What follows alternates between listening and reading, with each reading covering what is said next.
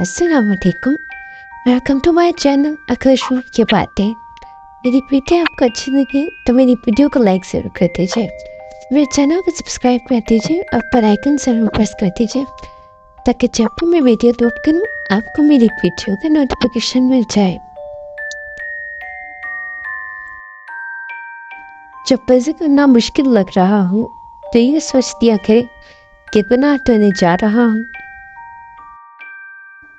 किसी का दिल इतना मत दुखाए कि अल्लाह के सामने आपका नाम देखकर रो दे, और याद रखे कि मजनून की आह आज तक जाती है। सूरज की शोएं कितनी ही तेज हो, एक छोटा सा बादल उन सबको थाम देता है। इसी तरह गुनाह कितने ज़्यादा हो, नमाज उन सबको रोक देती है। किसी और के तरह बनने की से बेहतर है कि आप अपनी एक अलग पहचान बनाएं।